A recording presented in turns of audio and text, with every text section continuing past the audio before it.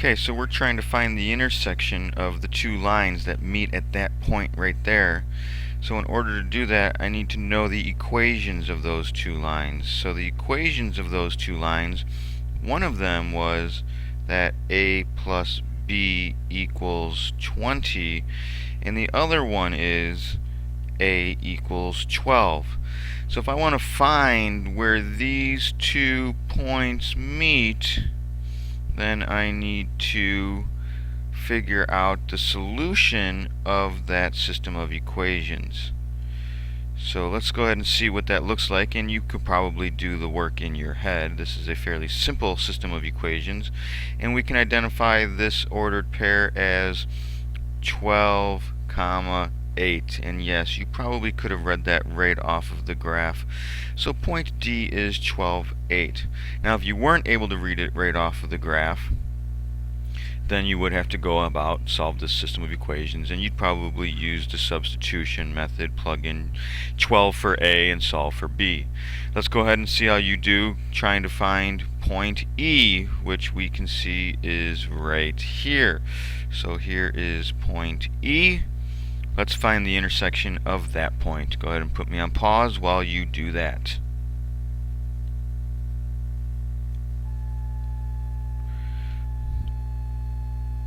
Okay, so point E is the intersection of A plus B equals 20. So hopefully you can see from this that we're going to end up with the ordered pair 5, 15. So 5, 15 will be our new ordered pair here.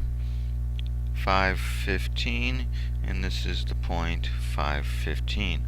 Alright, we have achieved our goal of finding 5 points of intersection. That represents the vertices of the shaded region, which is our solution set. Now there's a theorem out there, and don't let the word theorem, make you glaze over, but this theorem says that if the maximum or minimum value exists, it will exist at one of these 5 vertices. So if we now want to try and maximize our score, well, the ordered pairs are going to come from one of these 5 points. So what we need to do is we need to go through, plug in each of these 5 points into our maximum equation, and see which one will produce the largest score value.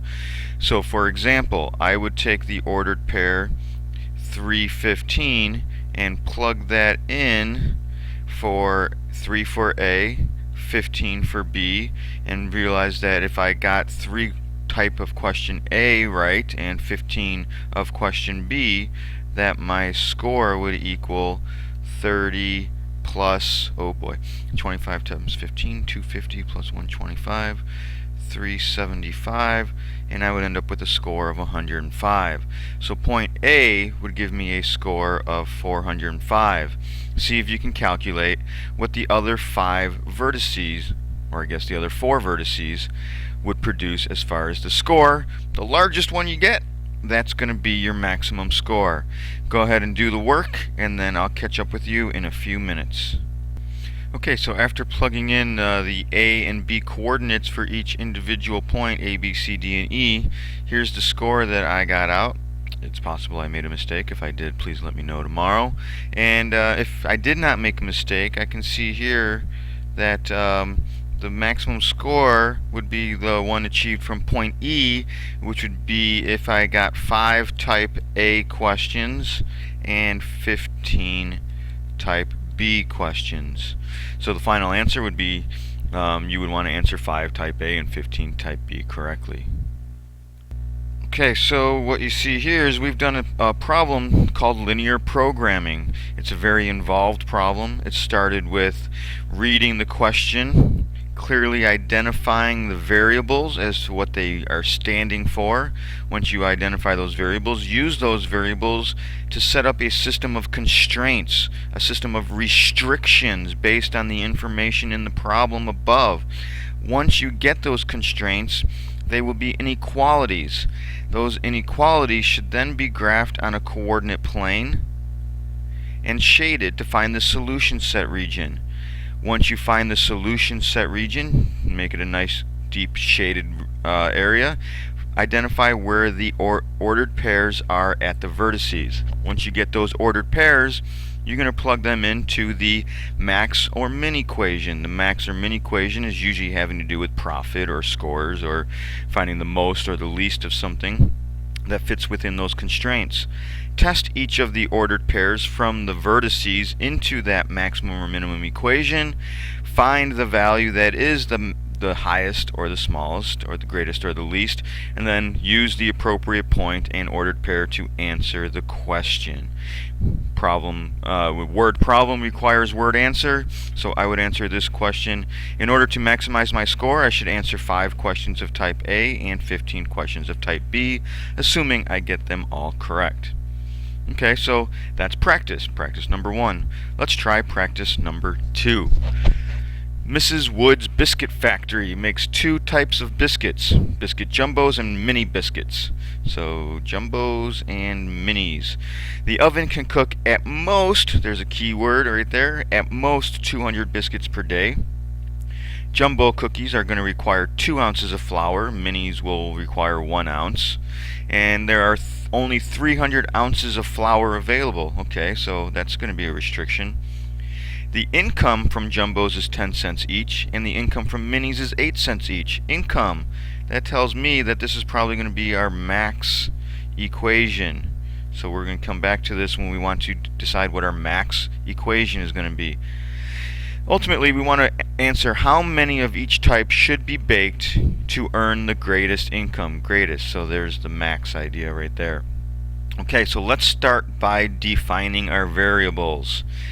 Let's go. We got jumbos and minis, so I'm going to say let J equal number of jumbo biscuits made. Let's see, do we have a time restriction on this? And per day, number of jumbo biscuits made each day. And then what do you think a good idea would be for our other variable? Oh, I agree. Let's call it that. Let M equal number of mini biscuits made each day. Alright, good. We've identified our variables. Now we need to use these variables in order to list our constraints. Alright, looks like we're going to have a flour constraint, and we are going to have an oven constraint. Alright, let's start with the oven constraint. The oven can cook at most 200 biscuits per day. So if J is the number of jumbo biscuits made each day, and M is the number of mini biscuits made each day, well then I think we can confidently say that J plus M can't be any more than 200. What does that look like? J plus M must be less than or equal to 200. Okay, the number of jumbos plus the number of minis, at most 200. Okay, now let's go ahead and do our flour restriction. So the flour restriction, each jumbo requires 2 ounces of flour. 2 ounces of flour, so 2 ounces of flour for each jumbo. And then the minis are going to require 1 ounce each, so 1 ounce of flour for every mini biscuit. And there's only 300 ounces of flour available, so I can't use any more than 300. So there's another restriction. Now, I'm going to tell you there's 2 restrictions that are hiding. They are known as implied restrictions. It's implied that you know these 2 restrictions just based on common sense.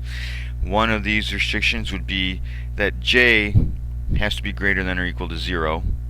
You're not going to make negative biscuits. Same thing with the minis. Minis have to be greater than or equal to 0 as well. So these are what are known as implied restrictions. They won't tell you in the problem that you can't make negative. You just need to understand that. So here's the 2 constraints from the problem.